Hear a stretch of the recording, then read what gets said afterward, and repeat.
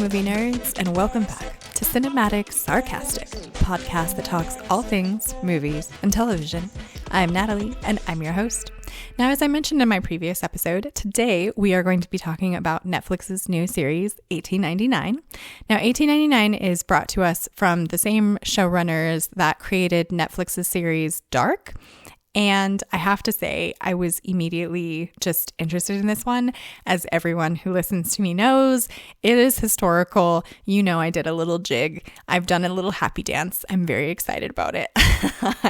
I was expecting 1899 to be very similar to Dark in that it was all done in German, and was very pleasantly surprised that 1899 encompasses far more than that. So the captain and the crew of this ship that is the main focus of 1899, they are German. But basically the entire premise of the show 1899 is that there are a bunch of immigrants on a ship that are traveling to New York. The same company that owns the ship that they are on had another disappear 4 months earlier. And so midway through their journey to New York, they receive a telegram that is basically just coordinates, and they believe it is this missing ship that has sent coordinates of where they are. So the captain detours in order to go look for this ship. Now, if any of you have seen the movie Ghost Ship, there are so many parallels here. It is very similar. Like, a lot of the themes to me are very similar, which is setting me up to know that I am going to thoroughly enjoy myself. The difference for me so far, and I haven't made it that far in, I'm only 2 episodes in to 1899 currently, but already it's giving me like Ghost Ship vibes, but on a much darker and more gritty feeling that will likely give me nightmares. There's just a lot going on in 1899 that you don't get in Ghost Ship, but there are a lot of similarities happening, in my opinion. Now, I very much enjoy that they've branched out and it's become kind of an international affair. There are a couple of dudes that are on the boat that are Italian. There is an engaged couple or recently married couples and newlyweds, I believe, that are French. There are 2 ladies that I believe are Japanese. I'm not entirely sure, but I think that is where they hail from. And then again, the captain and crew of the boat are German. And there's a couple of like people on that are English as well. So you get to see all of those different cultures. You also get to experience the different languages. I believe that Netflix just automatically does subtitles, but if they don't, you will need to enable those. Now, what I am really loving about 1899, and it is something that I don't know that I have experienced much in television series or in films recently that I can think of, is that 1899 has this very tactile element to it.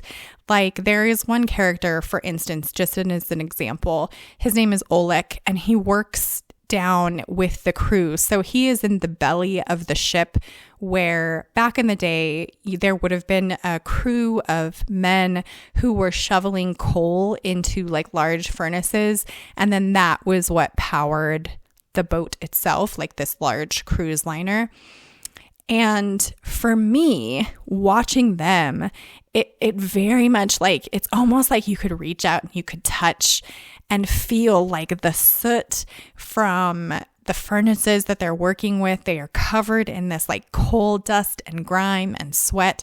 And you can just, I don't know, you can like feel it. There's like a scarab also that is an element in this. And it's very like colorful, where other parts of the show are very muted in tone.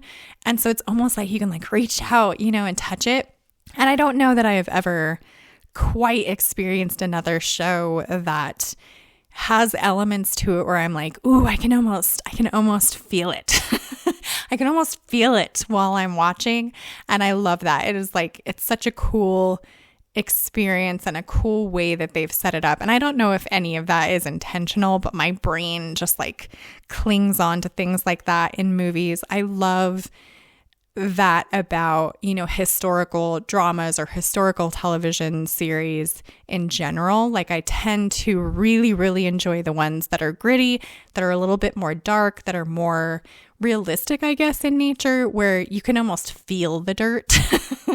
Like old cowboy movies and stuff, I feel like brought that a ton, that they were constantly walking through like the dirt and the mud because there weren't paved roads, and it's almost like you're there with them kind of experiencing that, and I enjoy that. Definitely, I recommend 1899. We are going through what I can only explain is probably like Fimbulwinter in Colorado right now. It's very cold. We have a lot of snow coming down. So for sure, 1899 is one of those series that I am just going to end up binging through the entire weekend, and probably I will go back and watch Dark and just see if they're connected at all. I mean, I don't think that they are meant to be. I'm not sure about that though. I don't know if there's like a prequel or connected. I didn't finish Dark, and I feel really bad for not finishing it because I feel like I am really loving 1899, but just didn't quite get into Dark the same way. Maybe because it was like modern times and I was like, meh, how boring. But I definitely want to go back and finish it and see if there are some elements that connect the two together, or if they're meant to be completely separate. I'm not sure if the showrunners intended to have anything connect, but I am definitely loving it. I would hardcore recommend. So those are my thoughts on 1899. I would love to know your thoughts. Please subscribe if you want to join the Movie Nerd family. You can find me on Instagram at Cinematic Sarcastic Podcast, and I hope to see you in the next episode.